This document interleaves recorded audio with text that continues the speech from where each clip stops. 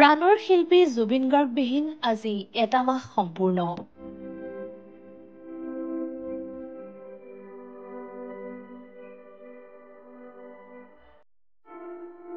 মহান শিল্পী তথা অসমীয়াৰ হিয়াৰ আমঠু জুবিন গাৰ্গৰ মৃত্যুৰ আজি এক মাহৰ দিনা ডিগবৈ প্ৰস্তাৱিত নাহৰ উদ্যানত প্ৰয়াত শিল্পীগৰাকীৰ আত্মাৰ চিৰশান্তি কামনাৰে স্থানীয় দল সংগঠন বহুকেইগৰাকী বিশিষ্ট ব্যক্তিসহ পুৰুষ মহিলা যুৱক যুৱতীয়ে হাতে হাতে মমবাতি জ্বলাই স্মৰণ কৰে।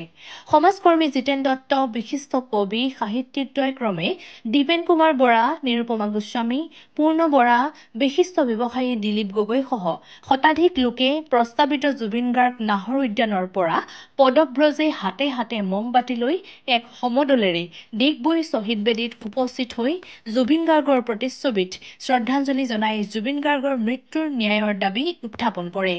আছুৰ উদ্যোগত ডিগবৈ শ্বহীদ বেদীত আয়োজিত শ্ৰদ্ধাঞ্জলি অনুষ্ঠানত জাতি ধৰ্ম বৰ্ণ নিৰ্বিশেষে স্থানীয় বহুলোকে শ্ৰদ্ধাঞ্জলি অনুষ্ঠানত অংশগ্ৰহণ কৰি মহান শিল্পীগৰাকীলৈ শ্ৰদ্ধা নিবেদন কৰে।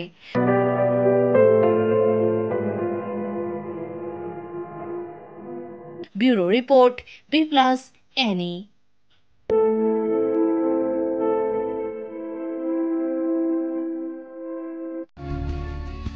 B+NE সদায় সঠিকৰ সন্ধানত।